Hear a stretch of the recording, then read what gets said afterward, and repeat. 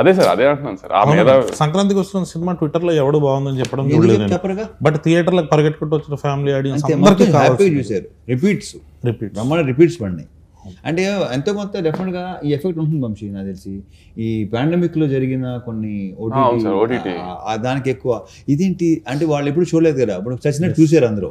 So ఆ కొంతమంది ఉంటారు, ఎక్కువ ఉంటారు వాళ్ళు.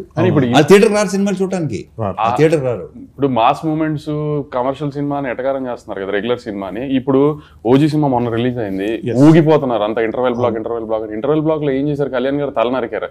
అంటే అది కమర్షియల్ మాస్ మూమెంటే కదా, రెగ్యులర్ మూమెంటే కదా. గత 20 ఏళ్ళ సినిమాల్లో చాలా సార్లు, ఇప్పుడు అతనొక్కడేలో కళ్యాణ్ రామ్ గారి దగ్గర నుంచి మొన్న డాకు మహారాజులో బాలకృష్ణ గారి దాకా తల నరికారు కదా. కానీ ఎందుకు హై వచ్చింది? కమర్షియల్ మూవ్మెంట్ కాబట్టి హై వచ్చింది. దాంట్లో అది రెగ్యులరే కానీ కమర్షియల్ మూవ్మెంట్ కదా. అంతే, కమర్షియల్ సినిమాలు ఎప్పుడైనా మూవ్మెంట్ వర్కౌట్ అయితే సినిమా వర్కౌట్ అవుతుంది, అంతే తప్పితే రెగ్యులర్ ఇది అది అని ఆ ఫ్యాషన్ ఏంటంటే సంక్రాంతికి వస్తే రెగ్యులర్ కాదు, ఇంకా మిగతా 11 నెలల్లో వస్తే రెగ్యులర్. అదేం లాజిక్ మరి. ఇది కరెక్ట్ పాయింట్.